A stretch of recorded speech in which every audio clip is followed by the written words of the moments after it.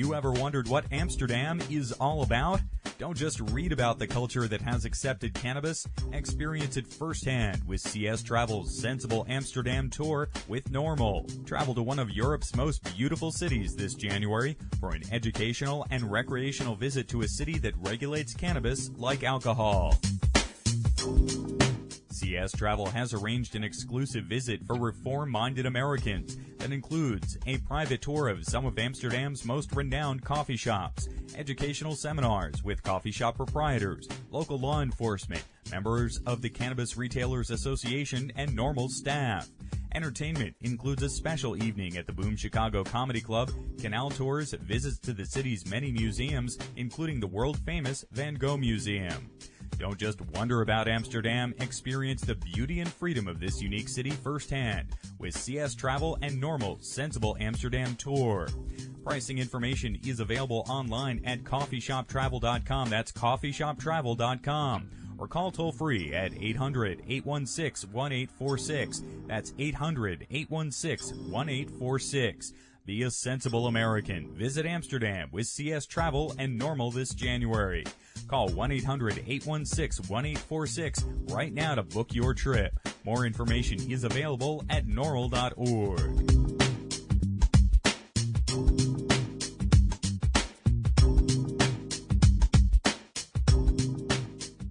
You're listening to NORML's Daily Audio Stash. Welcome back to NORML's Daily Audio Stash. Today, it is Wednesday, October 17th. I'm your host, Chris Goldstein. Take a moment to join us at NORML right now to help end marijuana prohibition in America. Just visit norml.org to make your donation or join NORML today. We're going to start up our conference giveaways today. You have a chance to get an official NORML 2007 conference poster. It's a big poster, actually. It's about 18 inches tall, maybe a little bit more. It might be about 18 to 24 inches tall. A wonderful piece of artwork by Sonia Rodriguez, who is there signing the posters at the conference. The poster you can win today is signed by NORML's founder, Keith Strupp, as well as the artist Sonia signed this one as well. Just go on up to our website at normlaudiostash.com. You can see a picture of the poster. Send us an email to freestuff@normlaudiostash.com. That's freestuff@normlaudiostash.com. We'll draw a winner and let you know via email if you've won and send out the NORML 2007 conference poster to you. Again, signed by Keith Strupp and the artist who made the poster, Sonia. A wonderful poster for you to hang on the wall and promote marijuana law reform. Today on the podcast, we're going to have some more of the conference audio from Los Angeles last week. Today, we're going to hear Dr. Mitch Earlywine in his presentation, one of his two presentations to the NORML conference. We'll also hear today Harry Levine. Harry was here on the podcast a few months ago talking about his new data, arrest data from New York City and the racial bias involved with marijuana arrests there. Harry presented this information at the NORML conference last Friday, and it really was well received, and I heard a lot of people talking about it. So we'll have Dr. Mitch Earlywine and Harry Levine, professor of sociology at Queens College of New York, in their panel presentations today. Also, we get a chance to check in with Dr. Mitch. He's our regular Wednesday guest. Wanted to talk to Mitch a little bit about his experience at the conference. That's coming up first today. On Friday's program, we're going to have Tommy Chong from the Stony Awards, the High Times NORML Stony Awards. That took place last Saturday. We'll also have some music from Joseph Israel and Los Marihuanos. They were the bands at the Stony Awards last Saturday night. Really was a wonderful party, a great show, well attended by a lot of the NORML conference attendees and local Los Angeles residents, as well as a number of celebrities there at the Stony Awards. Great event there with NORML and High Times magazine. That's Friday. Tomorrow's podcast will start out with an interview with Wisconsin's Ben Mizell. He's a longtime advocate of hemp and marijuana law reform in Wisconsin, and they're having an interesting event tomorrow night at the Little White Schoolhouse in Ripon, Wisconsin. That was actually the birthplace of the GOP, the Republican Party, back in the 1800s. And it was also one of the places where hemp farming was a center. Wisconsin used to be a center of hemp farming. We'll talk to Ben about that event and also talk to him a little bit about the Harvest Festival, which took place last week in Wisconsin. And in tomorrow's program, we'll have more of our NORML conference audio as well. Great stuff every day right here on your free stash, NORML's Daily Audio Stash. Make sure you tune in every day and go to our website today. Send us an email to freestuff@normalaudiosstash.com. Put free poster in the subject line, and you might win a free NORML Conference 2007 poster signed by NORML's founder, Keith Strupp. Also, real quick here today, I want to give a big happy birthday to the editor of CelebStoner.com, Steve Bloom. It's his birthday today. Happy birthday, Steve. He shares a birthday, well, with many famous celebrity stoners. And also a big birthday shout-out to Ben Mazzell, who will be right here on the program tomorrow talking about industrial hemp farming in Wisconsin. So happy birthday to you both, Ben and Steve. Let's start off our audio stash today with our short interview today with Dr. Mitch Earlywine.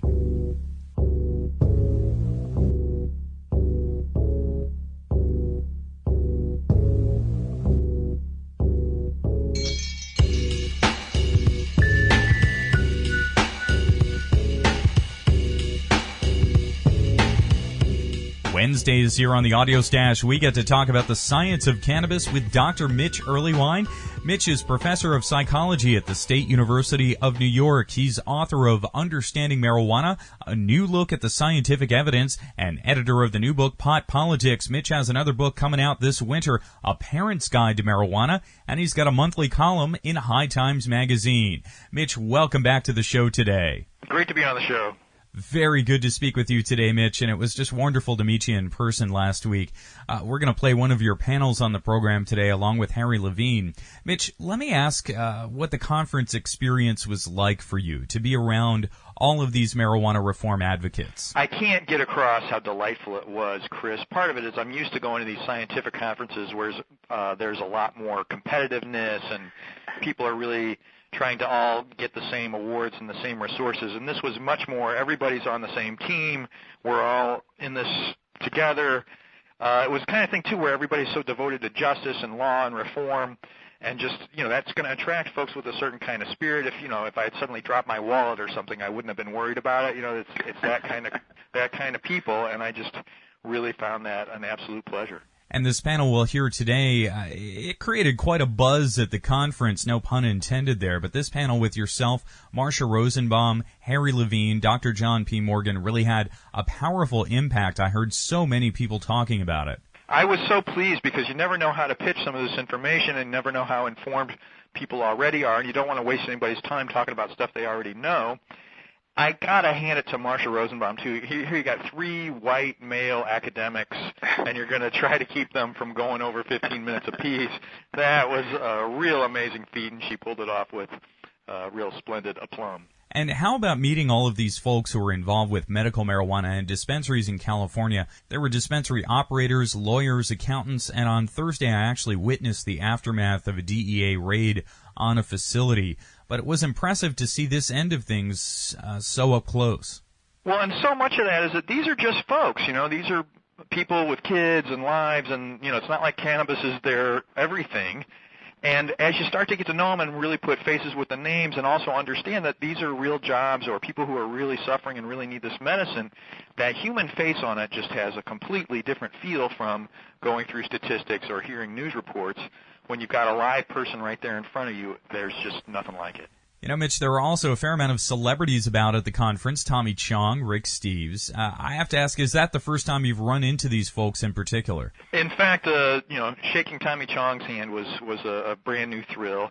And Rick has helped me in the past, from afar. I took a trip to Prague that a book of his really helped me work through. And I just loved hearing these wonderful parallels about a love for novelty, a love for travel, a love for meeting new people, of course, is correlated with a love for having novel experiences, a love for perhaps cannabis, but at least a love for letting other folks do what they wish as long as they're not harming others. And boy, that theme was just consistent throughout the whole conference. And as we mentioned, the medical marijuana community in California was well invested in the NORML conference. There was a separate sort of semi-private set of panels Sunday afternoon for dispensary operators and experts to address some of the questions surrounding the dispensaries. But also at the conference, Mitch, there was often expressed this idea that marijuana law reform and the movement needs to continue to focus on legalization overall, not just medical cannabis. I can't help but agree. I'm really moved by the stories of the medical users and feel like their needs have to be addressed and have to be addressed immediately. Anybody who's suffering needs medicine. We need to get that to them. Nevertheless, for the medical marijuana movement to become the only marijuana movement would really make me cry, because the underlying arguments for medicalizing are certainly important, but the fact that we really want to live in a land that has just laws, where a punishment would fit a crime if it is a crime, that's as important as making sure we, heal the sick, and I want to make sure that kind of stuff doesn't get lost in the midst of all these details about how to open a dispensary and all of that kind of thing. And let me ask also, Mitch, what was your take-home from the conference, and perhaps some of the lasting memories? Well, I have to confess, winning the Lester Grinspoon Award was a peak experience, up there, just behind the birth of my children and my wedding and things like that. It was just so neat to see Keith and Alan so excited for me. But the other thing that really warmed my heart was at the ARO breakfast, Tom O'Connell read an abstract from a paper that will be coming out in Harm Reduction Journal about the medical marijuana users he's seen over the years. And it was just so neat to see somebody from the movement doing this academic thing and reaching out into this, land of data and things along those lines. And it was just such a neat stretch, and he had such a nice grin on his face that it just really, really made me feel good about how there are all these different aspects of the movement, and we all come together and we can all appreciate each other's achievements. There's just nothing like it. Righto. Well, Mitch, thank you again for joining us here today. We'll be back with our regular cannabis science segments next week, but many thanks for joining us here today, and I look forward to continuing on with our podcast. Thanks so much, Chris. Thank you again, Mitch. Dr. Mitch Earlywine is professor of psychology at the State University of New York. He's author of Understanding Marijuana, A New Look at the Scientific Evidence, and editor of Hot Politics. We have links to the books at NORMLAudioStash.com. Stay tuned. Still in the show today is one of Dr. Earlywine's panel presentations at the NORML conference last Friday, along with a presentation by sociologist Harry Levine of the City University of New York. Harry's been on the program here before. That is all coming up next. Make sure to send your emails to freestuff@normalaudiostash.com to get your free poster signed by Keith Strupp. What's up, guys? This is Miss High Times 2007, and you're chilling with us here at the NORML Podcast. Next up today, we're presenting a portion of the You've Got Questions, We've Got Answers panel at the NORML conference on Friday. The panel was chaired by Marcia Rosenbaum and included Dr. Mitch Earlywine, Harry Levine, sociologist from the City University of New York, Dr. John P. Morgan, professor emeritus of pharmacology at the City University of New York. The panel went through some very interesting data out there, much of which we've discussed with those guests right here on NORML's Daily Audio Stash. We're going to play Dr. Earlywine's portion and Harry Levine's portion of the panel today. Dr. Earlywine talks about the myths with marijuana psychosis, much of which come from the UK, and Harry Levine talks about the racial bias in marijuana arrests in New York City. Let's get started with that panel now.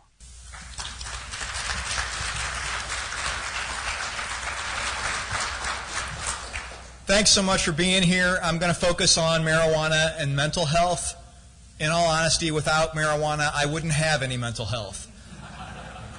I do want to play up some of the biggest myths we're getting in the media most often. In particular, this idea that marijuana is going to create schizophrenia. I've reviewed this literature, and it's the one I want to spend the most time with you about. Yeah, there might be a subset of people who, if they're really marijuana involved really early in life, they might actually say that they use words in strange and unusual ways. The problem is that's not schizophrenia. For depression, almost every study has been confounded with either self-medication, people are depressed and they turn to cannabis for relief, or, in fact, they include medical users in their data sets and discover that, what a surprise, people with cancer and AIDS are depressed. Finally, the risk for dependence, which is the one that actually might have some data in support of it, except as soon as you start comparing it with every other drug, particularly tobacco and alcohol, you discover that the risk for dependence is markedly lower for everything except LSD, which, in all honesty, who wakes up and says, God, I'm really jonesing for some acid? So the ONDCP says marijuana can trigger psychoses. There was a huge meta-analysis in The Lancet, except when you start looking closely, there are really only 7 studies in there, and only one of them actually looked at schizophrenia. 6 of the 7 didn't require any impairment. So you could just be kind of a weird dude and still functioning absolutely perfectly, and you would get put in the schizophrenic group. Only 4 of the 7 actually had significant results. 3 of the 7 did not, but nobody mentions that when they're writing for the UK's Guardian newspaper. Here are all the studies, and what a surprise, they don't look at schizophrenia. They look at schizophreniform disorder, this kind of schizophrenia light, if you will, that's really just, hey, once in a while I do some weird things or have some strange experiences. What a surprise, pot smokers say yes to that. All the rest of them just basically took any symptom that might be categorized as psychotic and put those folks in the psychotic group. The Swedish data is the one study that had a schizophrenia result. And what a surprise, 6 of the 7 also had absolutely no impairment required. You could be completely functional, paying all your taxes, never in any trouble with the law, and still be in the pathological group. This overall effect size, this 1.41 that's turning into all this big news, if you're an epidemiologist and that number is below 2.0, you usually don't even get to publish your data. But because everybody was so excited about this, sure enough, it happened. Incidentally, a new study just came out showing the link between cigarettes and mental illness, and the risk ratio was 1.61, but we don't have any move to make cigarettes illegal, thank God. Finally, I think Wayne Hall said it best. What if suddenly the risk for schizophrenia went from 0.7 per thousand to 1.4 per thousand? Woo! We better lock up 800,000 people every year. It just doesn't make any sense. And I find this particularly rough with the move to prevent teen use. I can't tell a teen, hey, don't smoke pot or you're going to go crazy. Every other teen around them is smoking pot and isn't crazy, at least not because of the pot. As I mentioned, these links between cigarettes and mental health are extremely likely comparable to the 1.4 risk ratio we saw before. And the link between cigarettes is actually larger. What a surprise. What's really going on? I think the one study that's any good is this one in New Zealand. Folks who have this special combination of COMT genes, basically, if they used before age 15 or they were a monthly user by age 18, they were often 1.8 to 2.0 and sometimes even more at risk for getting this schizophreniform diagnosis. And they show you the percentages of people who've done each thing and who had each gene. And when I worked it all out, in fact, it turns out they gave you percentages because they didn't want you to see the raw numbers. The raw number in the group with the high-risk gene and the high-risk pot use is 7. 7 people did this and had this happen, and that's what all this is about. I can't say that that justifies 800,000 marijuana-related arrests. The bottom line, yeah, okay, pot's not for kids. If you're under 15, don't smoke pot. If you're under 18, you probably shouldn't smoke pot either. But, again, how many people do we need to throw into jail to make that happen? I'll talk about that a little bit this afternoon. The other thing that blows my mind is what a shitty job they do about controlling for other drug use and how the schizophrenic alleged symptoms are assessed in the first place. Here is one of the items on something called the Schizotypal Personality Questionnaire, which there are 5 studies now suggesting that cannabis users are higher on this. I did an analysis showing that this item is biased. I sometimes use words in unusual ways. Dude, who went for the chronic at 420 and doesn't use words at strange and unusual ways? So what a surprise, people say yes to this item and they're cannabis users, yet that doesn't mean they're psychotic. Once you control for other drug use, my student Nicholas Von Dam has just finished these data. Look, if you don't control for other drug use, yes, it looks like the current cannabis users are markedly more schizotypal. And then as soon as you take the effect of cocaine, heroin, amphetamine, all these other drugs out, what a surprise. The means are exactly the same. Obviously, cannabis is not what's going on with this. The depression data are, let's put it bluntly, depressing. ONDCP says you're more likely to have suicidal thoughts and more depression in depressed users. In fact, few of the studies take the medical users out, and again, I want to point out the potential for bias. If in my big data set I drop the medical users, and suddenly the recreational users are actually less depressed than folks who've never used cannabis. And as one of my critics said, well, they were probably high when they did the questionnaire. Good. The other thing to keep in mind is depression measures are biased against women. In part, it's one of the items is, do you cry? Okay. Hey, butch guys, how much crying you doing lately? All right. Oh, gee, what a surprise. The men don't say that they cry, and it makes the women look more depressed, and the women are also often the ones in the non-using group. So I wanted to just show you these data, and basically the recreational users are significantly lower than the folks who've never used, but the medical users, who are usually jammed in with the other folks, have higher. Well, what a surprise. You got AIDS and cancer, you're depressed. Finally, just, I did it by use groups. People who used weekly were no more depressed than people who used daily, and they were both less depressed than people who never used.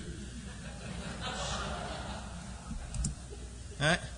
This motivation literature, and I'll stop at this because I promised Dr. Rosenbaum I would actually not go on too long. Some of you have seen the movie Jackie Brown. Ordell and Melanie are talking, and he says, that shit's going to sap your motivation. And she says, what if I'm motivated to get high and watch TV? Kasner's employment data are the most impressive data I've ever seen on this. He correlates cannabis use with taxes paid, wages earned, days of sick leave, medical and health care costs. There almost always never any relationship except one study where in men, the more money you made, the more pot you smoked. So if you want to get a raise, fire up your vaporizer. The bottom line is, I'm just going to cut to my sort of take-home message. The dependence rates, these are from the national data sets. Marijuana is less dependence-producing than all of these drugs. And then my student Bob Gore and I just asked 700 mental health professionals to rate dependence risk for all these drugs. Cannabis and caffeine are right about the same. And in truth, I'm a caffeine addict, I got to tell you guys. I need to turn it over to God or something. I mean, just... But thank goodness I can actually kick cannabis without getting a headache. All right. Finally, marijuana does not make you mentally ill.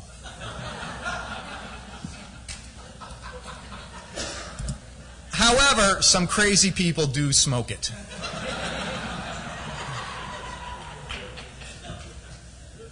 So first and foremost, I'd just like to say, given these data, I really want to make sure that nobody ever goes to jail for owning a plant. Thanks a lot.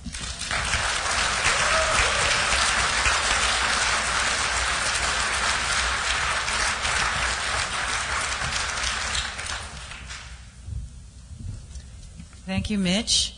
Our next speaker, I had asked all the speakers to provide a bio, and our next speaker provided 13 pages of bio, and this is in tiny, tiny print because he has done a lot. He's written a lot. He's very smart.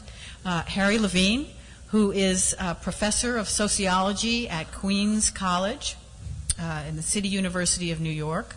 And he is going to tell us about marijuana arrests in New York City.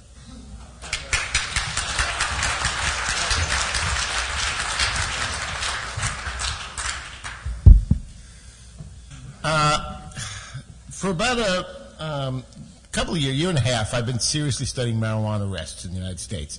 I sort of decided that somebody needs to be the world's expert on low-level misdemeanor marijuana possession arrests, the largest variety of drug arrests in the United States, or in the world for that matter. And since nobody else was volunteering for the job, I did. I've been focusing on New York City, but not only New York City, and I'm now sort of moving this to another level. This has not been published anyplace, although it's been presented in testimony in a couple of places, and it was actually a couple of the graphs I'm going to show you were presented to the United States Senate, not by me, but by a famous economist a couple of weeks ago. This stuff will be available in December in a report, but my next thing I'm going to do is really do national, but I'm going to show you some national data as well. I've been interviewing police, attorneys, prosecutors, some judges, people who've been arrested for possessing marijuana, again, mostly in New York, but not only in New York. And I've gotten data from the New York State Police Department out of Albany in New York State, and FBI data on marijuana arrests around the country, and I want to show you some of what I have found.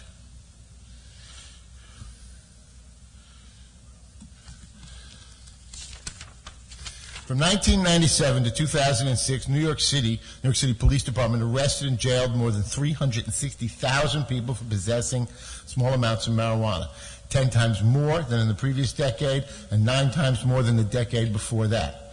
Everybody was charged with a misdemeanor with the lowest level of criminal offense. Everybody was handcuffed, put in the back of a police car, taken to the local police station, fingerprint photographed, and had their information sent to the FBI, never to come back. Most were then taken to spend the night in one of the city's 5 deplorable and awful scary central jails. These were all cases in which marijuana possession was the most serious offense. In other words, these are not people who were arrested for some other more serious crime and then found to be possessing marijuana. These are marijuana possession arrests. It begins with Rudolph Giuliani. It continues unabated under supposedly more moderate Mayor Michael Bloomberg. They've attracted little attention. The media has barely not talked about this at all. To this day, few New Yorkers know that their city's been on a historically unprecedented marijuana arrest campaign.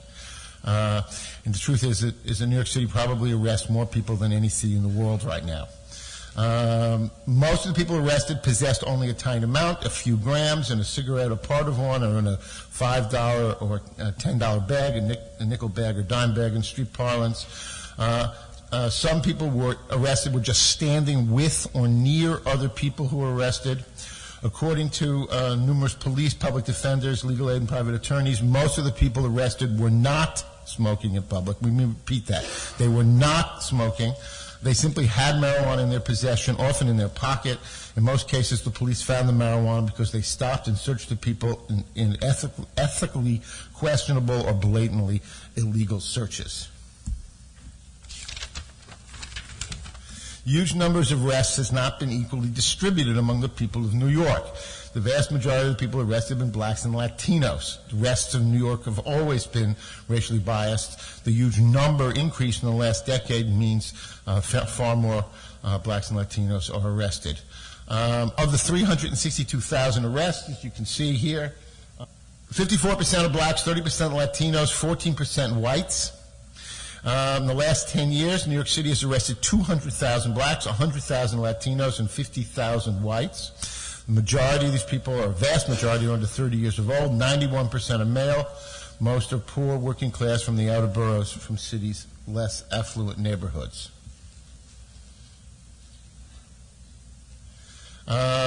This shows the rest for the last 20 years. For the rest for each year were whites, Hispanics, and blacks. Right-hand column shows the last 10 years. Left is the previous 10. In the last 10 years, although blacks were 27% of New York's population, they're 54% of the arrests, about double. Hispanics were about 27% of the population, 30% of the arrests. Non-Hispanic whites, about 35% of New York City's population, about 14% of the people arrested were white. You can't even see. Here, there's a little bit of a.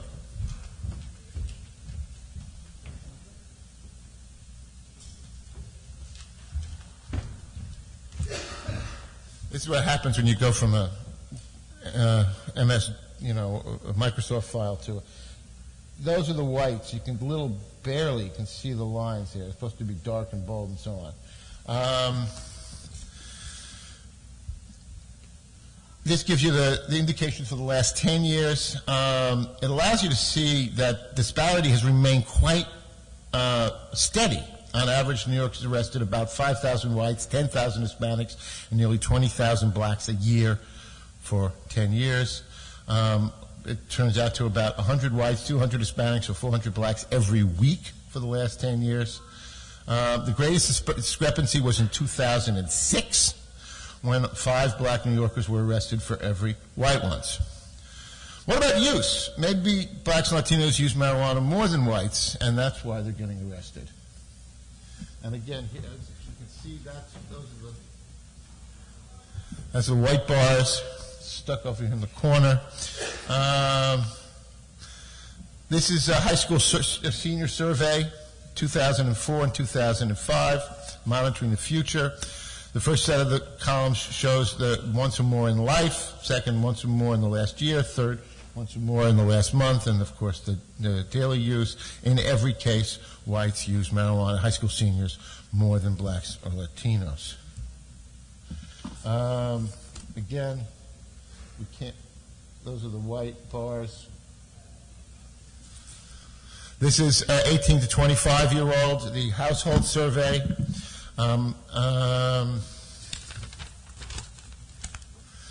This actually shows 4 years. You get 2002, 2003 combined, and 2004, 2005 combined, U.S. government data. Again, in every category, whites are using marijuana more than blacks and Hispanics. This is the age group in New York City and just about every place in America that gets more marijuana arrests than anybody else. These are the people being arrested.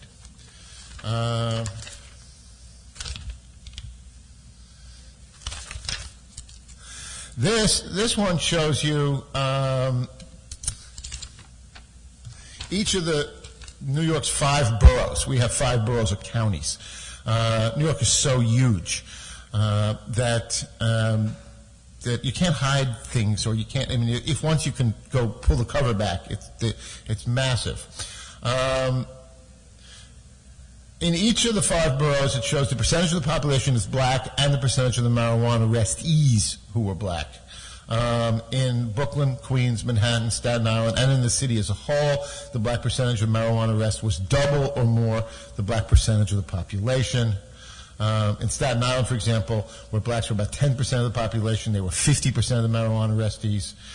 In Manhattan, 17% of the population, about 45% of the arrestees. That continues for all the other boroughs, and you could make a white chart. I have made a white chart that's just the complete reverse of this one.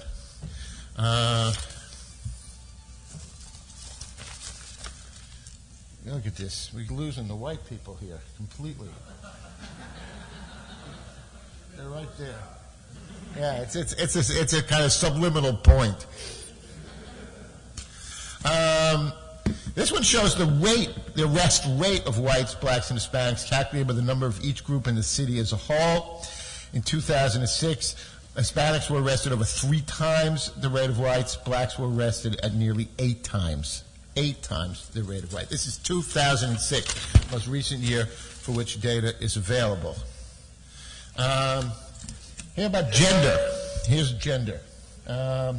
Men and women. As you can see, men use a little bit more marijuana than women do. This is national figures, but there's no reason. Regional and New York City is pretty much the same.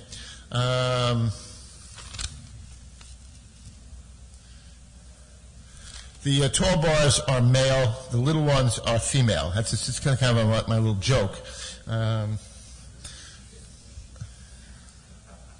91% of the people arrested are male. Year after year after year. The New York City Police Department prefers to arrest men, and the jails are designed to hold them. To sum it up here, just this piece. 91% are male, 85% black or Latino, most are 26 and under. New York City is arresting overwhelmingly black and Latino men. Nobody knows what's going on. What about the rest of America?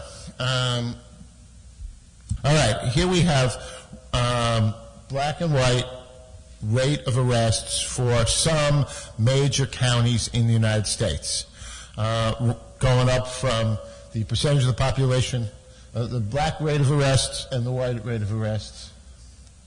Atlanta is leading the United States in the rate of black marijuana arrests. Atlanta. New York's in second, followed, of course, as you can see, by Baltimore, San Antonio. The whites in San Antonio are a distortion because the FBI does not collect statistics information on Latinos. Hispanics are considered not a race, so they're folded into the whites. So some major portion of the whites are actually Latinos. So that's even more racially biased than this appears to be. I have, there are about 135 or so counties in the United States with a population larger than 200,000. Just about every single one of them, blacks are getting arrested to 3 to 10 times the rate of whites. Everywhere. Some places, like in California, they give people tickets. Some people, they take them in handcuffs to the police station, hold them for a few hours and let them go. And in lots of places, they hold them overnight, like in scary, abominable conditions, like in New York City. Everywhere, blacks are getting arrested way more than whites are. Oops, here, let's go back. This one is just shows the percentage of black population in the county and the percentage of black arrestees in the county. And again, everywhere, blacks are getting arrested at much higher rates than the population. This is NORML's chart. It was all nice. It was 2 colors originally. This gives you an idea of what's been happening in the last, well, since the mid-'70s. And it's kind of worth pondering this for a second. Essentially, we get a rise in the early 70s, and by the mid-'70s, it hits at about 400,000, and it holds steady for about 20 years. There's a little dip in the late 80s, early 90s, which has to do with the crack cocaine period. The police had their attention diverted temporarily. And then it climbs and climbs and climbs and climbs and climbs. Year after year it goes higher. I think it's fair to say what's going on in the United States now is a marijuana arrest epidemic. I use that term to describe what's happening in New York. And there's absolutely no reason why it's going to stop unless there's political pressure to do so.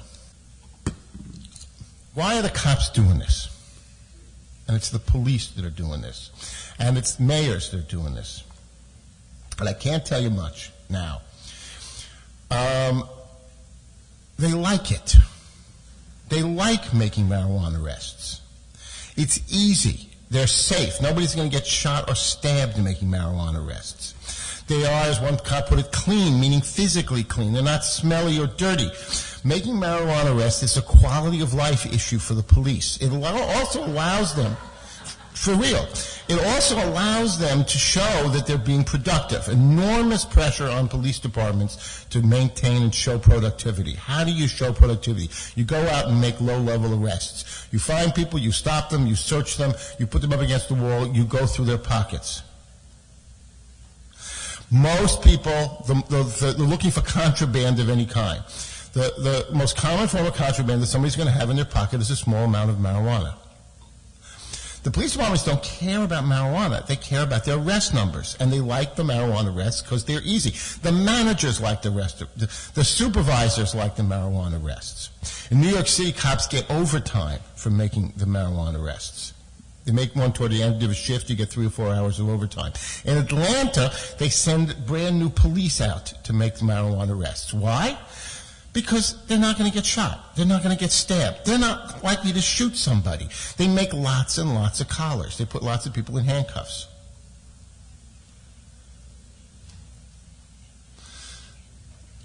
They're racially biased because every major city in the United States, the police focus their efforts on what are called high-crime neighborhoods, which tend to be disproportionately black and Latino. They're searching in only certain areas of the city for certain kinds of suspects. I don't think this is about individual racism on the part of the police. I think this is about orders that cops get to carry out and do what they're told to do. And the result is massively racially biased thing. I think we should talk about this. And I think it's a fabulous thing to talk about. I think that it puts us on the side of the angels, and it can make us terrific allies. Are marijuana arrests racially biased? You bet your ass they are.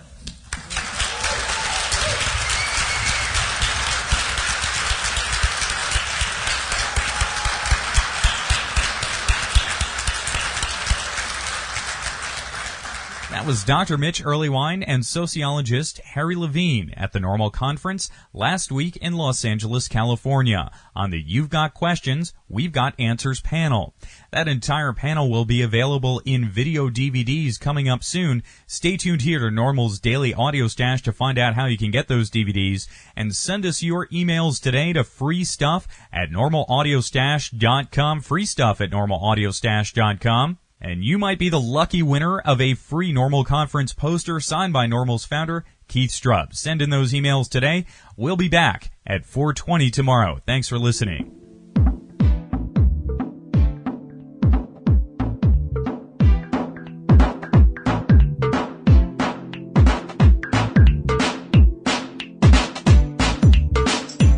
You've been listening to NORML's Daily Audio Stash, the growing truth about cannabis. Make sure you visit our website at normalaudiostash.com. That's NORMLAUDIOSTASH.com for more information about every day's show. I'm your host, Chris Goldstein. Thanks for listening today. See you at 4:20 tomorrow.